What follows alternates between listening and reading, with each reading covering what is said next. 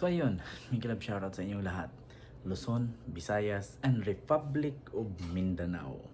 So ngayon po mga kababayan, meron po akong i-share sa inyo na isang balita na kakasabi lang ni Vice President Pusit na ayaw daw niya tumanggap ng panibagong security mula sa Armed Forces of the Philippines and mula sa Philippine National Police. Kasi ang sabi niya, wala na daw siyang tiwala sa PNP at sa EFP. Ayan, sa EFP, wala na daw siyang tiwala. Ngayon, actually ganito kasi yan eh.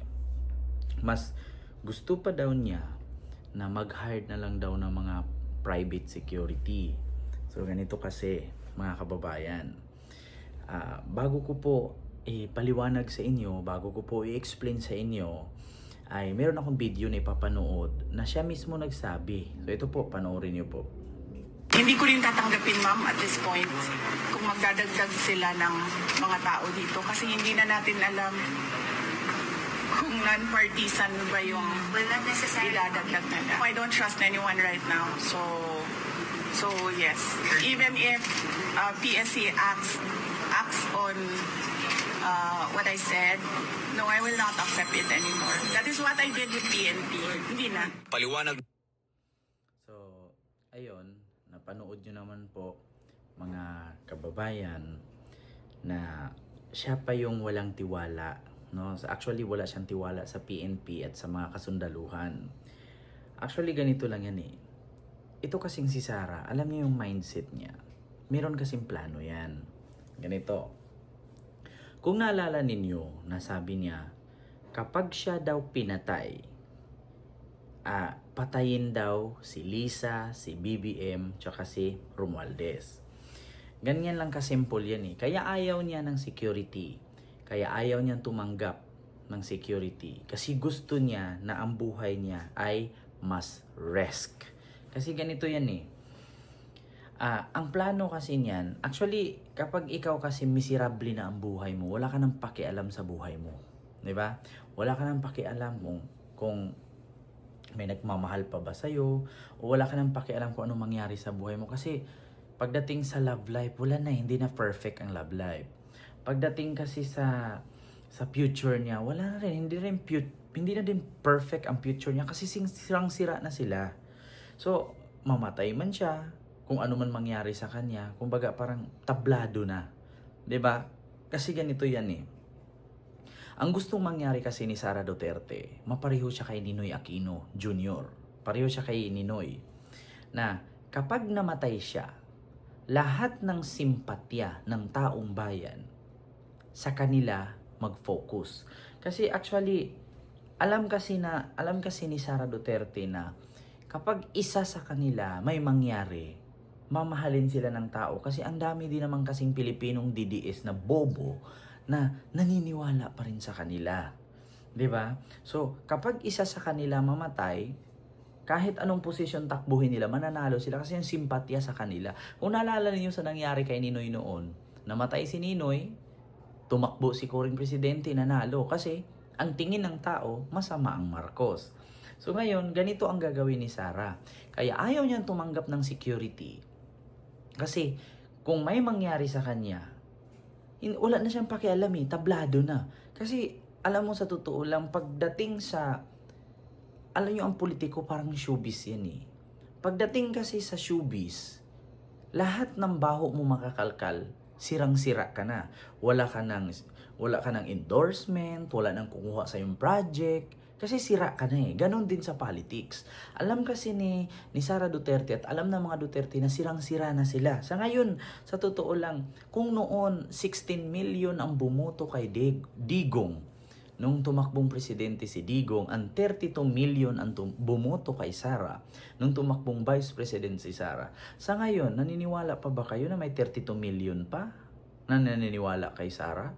Iba ka nga 100 na lang eh. 'Di ba? Kasi ang tao kasi, actually ang tao, parang hurado yan. Kumbaga si Sara parang umattend ng singing contest. Ngayon, ang tao, kapag nakita si Sara na maganda ang boses, hahanapin dyan yung kulot. Hahanapin dyan yung mali. Yung pangit na boses. Ngayon, kapag si Sara pangit ang boses, hahanapin ng tao dyan yung magandang boses. So, ganun yun. Paano yan mangyari? Nahanapin ng tao yung magandang nagawa ni Sara. Wala naman siyang nagawa bilang Vice President. 'Di ba?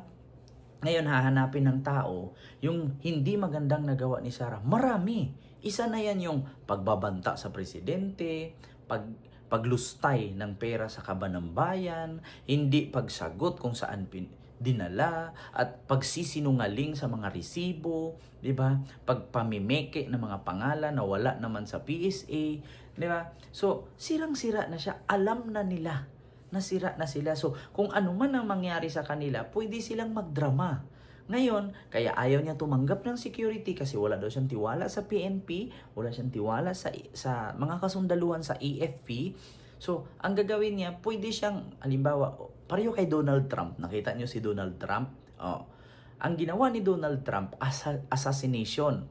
Kunwari, binaril siya pero tenga ang natamaan. Pinataplisan yung tenga para sabihin na agad ng taga-Amerika, si Trump ang iboto natin. Bakit? Inambo siya, pinapabaril siya. Ngayon, yung bumaril kay Trump, may connection ba kay Joe Biden? May connection ba sa mga katunggali niya? Wala. Ordinaryong Amerikano lang nasa bubong, binaril si Trump. So, ibig sabihin, may possibility na drama lang ang lahat. Ngayon, kung may mangyari kay Sara Duterte dyan, binaril siya, sinaksak siya, ang pagbintangan agad ang administrasyong Marcos. Bakit? Binigyan siya ng security, ayaw niya tanggapin. Binigyan siya ng PNP, ayaw niya rin. Binigyan siya ng mga kasundaluhan ng security, ayaw niya kasi wala daw siyang tiwala. So kung may mangyari sa kanya, 'di ba? Si Marcos ang sisihin. Kasi alam na niya sa buhay niya, sirang-sira na siya eh. Hindi naman po pwede na wala na kasi silang choice. 'Di ba, mga kababayan? Wala na silang choice. Bakit? Kasi sabihin man ngayon ni Sara na gagawa siya ng ikakabuti sa Pilipinas, wala. Anong gagawin niyang ikakabuti? Bakit? May maniniwala pa ba sa kanya? Pagkatapos sa pagsisinungaling niya kung saan niya dinala ang pera, paano niya ginastos, puro peke ang tao na nilagay sa resibo, 'di ba? Wala na siyang dapat linisin pa sa kanyang pangalan kasi sirang-sira na. Kaya nga sinasabi niya, ginigit-git siya, ginigipit siya. So pagdating sa mga ganyang bagay, kaya ni Sarang magdrama. Kahit nga saksakin ng toothpick yan, tatanggapin niya eh. Bakit? Para ang simpatya ng taong bayan sa kanya mapunta. So anong purpose ni Sara Duterte na ayaw tumanggap ng security? Kaya kasi kung anong mangyari sa kanya, si Marcos ang sisihin. Bakit? Binigyan siya ng security, ayaw niya kasi wala daw siyang tiwala sa mga security. Tapos kukuha na siya ng private bodyguard, private security. Saan na naman kukuha ng pondo yun pambayad sa private security? Ayan na naman, gastos na naman, meron namang libre na security. Di ba?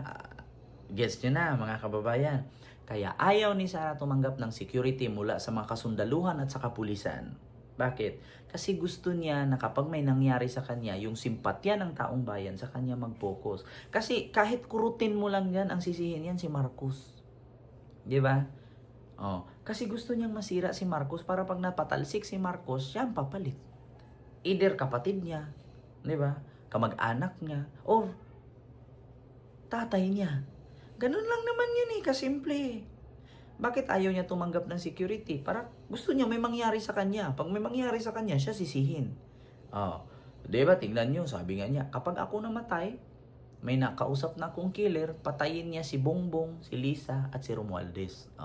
Kasi, kaya nga ayaw niya naman security.